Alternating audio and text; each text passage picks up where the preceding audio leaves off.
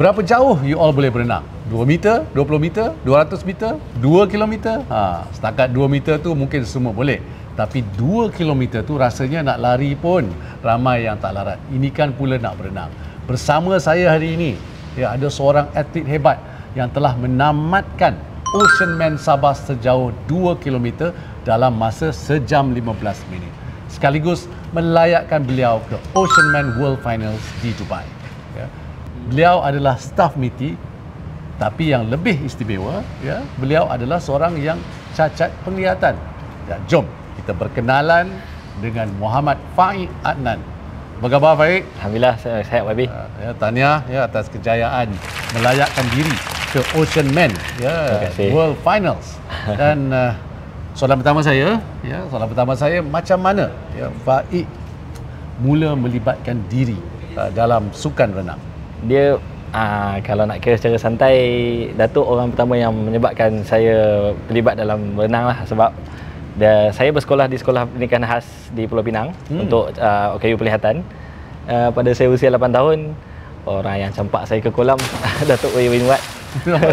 Campak dia ke kolam? Untuk water confident. Belum stroke lagi masa tu, untuk water confident kan. Start daripada situ kita orang rasa nak minat, and then baru diajar stroke. Itu ya start saya mula boleh berenang. Daripada 8 tahun ya? Ya. So daripada situ ya, macam mana boleh ke acara yang ekstrim ya? Ekstrim lah macam Oceanman ni. Open water. Open water macam mana? Tak banyak OKU yang involve dalam open water, Datuk untuk dengan YB. Saya dengan Datuk orang pertama, OKU pertama lah. Maksudnya Datuk Guide. Saya buat Penang ke Butterworth around 6 km last 12 years ago lah. Tu 12 tahun lepas? Ya. Itu first time saya buat open water, and then join open water dekat Pattaya, dekat Bali macam tu. Memang susah. Semua Pattaya, saya pun pernah berenang ocean di open water di Pattaya, buat simaton. 10 km kita berenang di Pattaya. Ramai orang ni nak cari masa pun, nak bersenam lagilah macam-macam excuse tak ada masa ya. Dan jadi macam mana Faik boleh imbangkan ya, antara kerjaya kat MITI, ya, kehidupan peribadi dan juga masa untuk latihan? Bersukan kan salah satu aktiviti rekreasi YB, sebab semua walaupun dia OKU ke, walaupun dia orang biasa ke, bersenam ni penting lah untuk kesihatan. YB selalu bagi encourage kat kami panjat sampai 31 tingkat.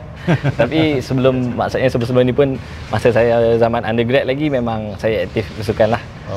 Jadi sukan tu dah jadi week. Kalau kerja ni sibuk macam mana pun, mesti akan buat 3 kali seminggu lah. Bagus. Alhamdulillah. Saya ada soalan lagi. Apakah persiapan Faik untuk Oceanman World Finals ni? Apa yang Faik sasarkan di sana? Okey, sasaran kami of course nak habiskan renangan dalam masa yang kami sasarkan. Apa masa tu? Bawah pada 2 jam lah. Okay. Dan yang keduanya, saya nak sampaikan mesej kepada, maksudnya especially kepada masyarakat kat Malaysia ni, bersukan ni penting, termasuk juga untuk golongan OKU. Apapun kondisi, libatkan diri dalam bersukan, sebab bersukan ni akan bawa kita kepada kesihatan lah. Betul. Selepas Oceanman World Finals ni, apakah sasaran Faik? Mungkin acara renang yang lebih jauh. English Channel YB. English Channel. Kalau ada rezeki. Tak nak rentas Selat Melaka?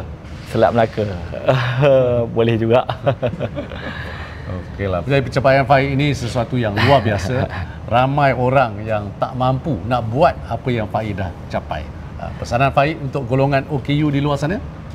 Libatkan diri dengan sukan dan kembangkan potensi diri dalam apa jua kerjaya lah. Dan itulah dia Muhammad Faik Adnan, wira kita yang bakal ke Oceanman World Finals di Dubai. Terima kasih ya banyak-banyak. Terima kasih banyak YB atas sokongan. Ya, sebab sudi kongsi cerita yang bukan saja penuh dengan inspirasi, tetapi juga membuka mata kami semua ya, tentang apa itu semangat kental. Ya. Anda tunjukkan ya yang tiada apa yang mustahil kalau kita ada keazaman. Ya, kami di sini mendoakan perjalanan untuk Faik ini ke Dubai dipermudahkan, bawa pulang kenangan manis. InsyaAllah. Itu sudah tentulah. Ya. Tapi kita nak pastikan juga kejayaan untuk Faik dan juga kejayaan untuk Malaysia. InsyaAllah.